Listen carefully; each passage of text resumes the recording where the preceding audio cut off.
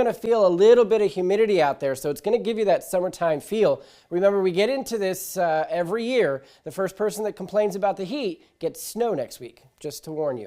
With that sunshine said, we've got some very nice weather for today. The bigger issue for Lewisburg has been the winds and the chilliness. We have that Arctic air making its way through, really dropping those temperatures real down far, and it is stinging your face. So hypothermia, frostbite risk, that's all going to be on the table. Bradley, it's Valentine's Day. What can people expect for their date nights tonight? We've got a little bit of a snack, and I'm not talking about myself. We've got our pet of the week, Snack, who's going to be joining us today. Snacks is available at the Humane Society of Raleigh County. And is your hair rock solid hard?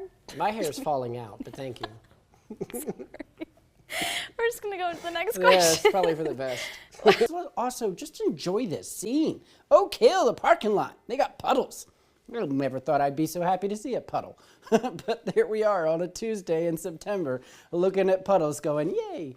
It is one thing to say the area may see 50 to 60 mile an hour winds. It's another to experience it. And that's exactly what we've got across the region. Just to give you an idea, as we take a live look at our map here, the hurricane status. To get to Category 1 hurricane status, you have to have winds in excess of 75 miles per hour. Now, Helene had that when she hit Florida and Atlanta this morning. She hit Florida with Cat 4 winds, 130 plus. She hit Atlanta with 80 to 90 mile an hour winds plus. She came up to us and she dropped 74 mile an hour winds just south of Tazewell County. That's impressive. That is 1 mile an hour off from hurricane force winds in West Virginia, I might add. So this has been nothing but extraordinary throughout our day. No wonder we have power outages in the tens of thousands. I have to keep changing that number almost every 30 minutes because we keep getting updates. 22,000, what a fine example is that? 22,000 folks without power in Mercer County. When we started the noon, it was 18,000. There's 10,000 folks in Tazewell County without power. No wonder they saw 74 mile an hour winds. Speaking of power outages, ours just flickered. It has been going on and off all the way through the morning, and it's no wonder why. We've had those winds. Now the good news, because we so desperately need it, right? We get into the afternoon and we start to see our winds decrease. Now they'll still be pretty breezy at 25 to 30 miles per hour tonight, but at least we can get rid of that excessive, damaging 60 plus mile an hour winds. It's just going to take a little time. We do have to watch out for this. I will not discount this. Our tornado threat for today, mainly over towards our eastern mountain counties, is going to be there until we get to about 3 o'clock this afternoon. Quite a bit of moisture, quite a bit of humidity, quite a bit of energy out ahead of this. We've been dry most of the morning, so this is from yesterday, just using up the energy that we have for today. And that's why they are so strong, why they've been able to make their way in. I came in at 5 a.m. this morning. This was all the way out into western Kentucky. And as it continued to work its way through, it did not stop. It just kept coming, just kept coming. Those yellow boxes with those tornado watches just kept rolling all the way across. And now they're at our doorstep. 2 counties under a tornado warning as of right now. We're just 5 hours later. That is a fast-moving storm. Nicholas and Fayette County, northern Fayette, up above Anstead, tornado warning. That is for this line making its way through. Then we also have Fayette County south of Anstead. That is going to be your severe thunderstorm warning for 50 and 60 mile an hour winds making their way through. Some hail here. Remember, there's a hole that comes out of Charleston with our radar, cuts right through Beckley. So while this looks like it's weakening, I guarantee you it's not. That is a solid line making its way in with those stronger winds. You can always have fun. Doesn't matter how old you are, you can do whatever you want. That's the great thing about life. You can do whatever you want. As long as you're not interrupting people and it's funny. Yeah, exactly. This is just like lighthearted, like, oh, Andy's coming. Yeah, that's great. Should we try that? Right now? Yeah. It's going to break. Okay. It's gonna we have top stories and weather coming up after the break. He committed. I did not. But we'll see you up next. Birthday boy himself, meteorologist Bradley Wells. Folks, the man is celebrating a huge day today and has done so with an awesome event. Bradley, tell us what's going on. Absolutely, Joe. It has been a huge success here at Leisure Lanes. We ran out of cats at one point. Raleigh County Animal Shelter had to go back and pick up some more just so we could do that. And then, of course, we had a dog donated or adopted from the Greenbrier Humane Society. People have been pouring in, giving donations. It has been absolutely fantastic, and I could not have asked the public or anybody else for a better second 10th birthday. It has been absolutely great here at Leisure Lanes, and a special shout out to them. Not only they've been supplying us with pizza, they got us a cake. They have been a great host, and not only that, they paid for all the adoptions today. Not so much about fishing and giving folks that experience. You're also out here doing conservation work. Oh, absolutely. Yeah, we restore these waters. It's always better below us than it is above us. It took 9 months to get all the permits from the Army Corps of Engineers and the DEP in West Virginia.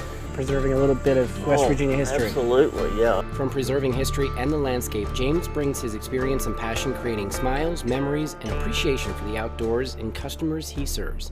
A true sportsman in the heart of southern West Virginia. Reporting in Monroe County, Bradley Wells, 59 News. We've got snow in Greenbrier County. Yay, Lewisburg. Glen Jean. All right, the roads are okay. Bradley, 19, he's doing fine. And then, of course, we've got Princeton, West Virginia. They gave up. They're done.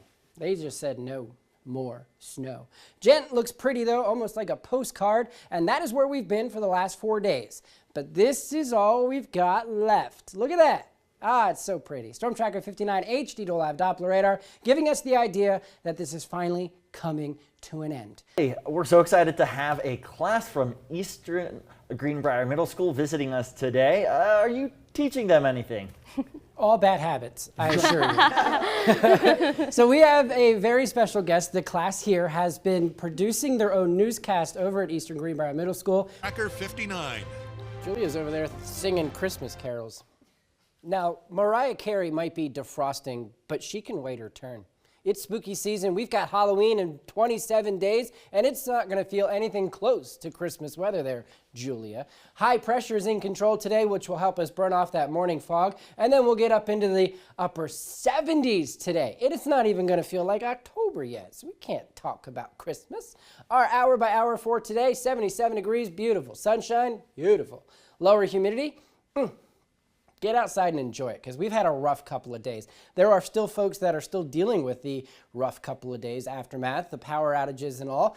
Hopefully today gets our linemen some beneficial weather, because they've been dealing with the rain, they've been dealing with some wind, they've been dealing with active flooding, and now we get to give them a break from Mother Nature with some sunshine, calmer winds, lower humidity, easier working conditions. So hopefully today's the last day we have to talk about power outages. Our evening forecast, there is the chance of an isolated drizzle for our mountain counties. And that's thanks to that humid air mass that's just on the other side of our mountains, close enough that we may see our eastern counties see that little drizzle. But there's your rainfall totals for today. And even then, we have high pressure in place. So it's really going to be tough for these showers to move up and over the mountains and into our region.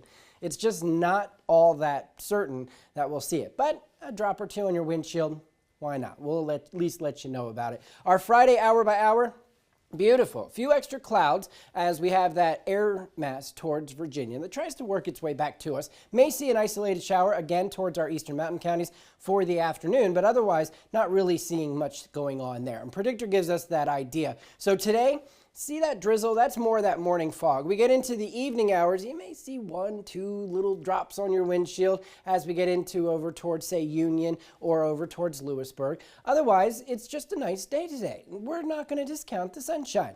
We get into our Friday morning, a couple of more light showers, mainly towards our southern state line, but this is the big one. We have this upper level system that's trying to make its way in. It's a cold front. Doesn't really have a whole lot with it.